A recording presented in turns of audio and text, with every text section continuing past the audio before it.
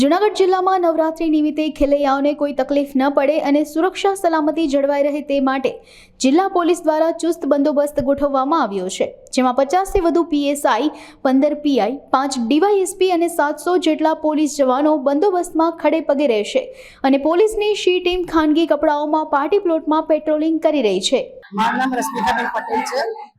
ઉમિયા ગામમાં ઉમિયા પરિવાર ટ્રસ્ટ દ્વારા છેલ્લા 30 વર્ષથી નવરાત્રીનું આયોજન કરવામાં આવે છે।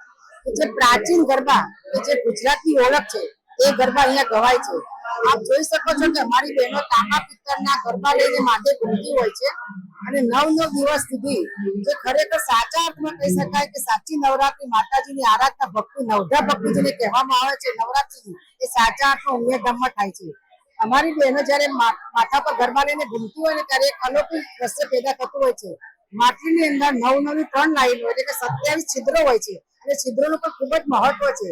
2 અને 7 એટલે 9 પાછું નવરાત્રીનું એટલું બધું મહત્વ છે।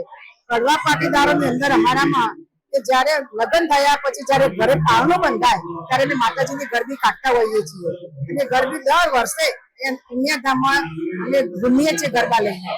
અને આઠમની અંદર જો આપ જોઈ શકતા હોય નવરાત્રીમાં તો 20 થી 25,000 લોકોના હાથમાં દીવડા હોય છે। જેટલા પણ લોકો અહીંયા આવે બધાને અમે દીવડા આપતા હોઈએ છીએ અને શિસ્તબદ્ધ રીતે 30 વર્ષથી કોઈ પણ અણબનાવ બન્યો નથી। બધાના હાથમાં દીવડા હોય છતાં પણ અને ટોટલી લાઇટિંગ બંધ કરવામાં આવે છે। અમારી 100 બહેનોના માટે દીવડા અને ગરબાઓને દીવડા ઝગમગતા હોય છે।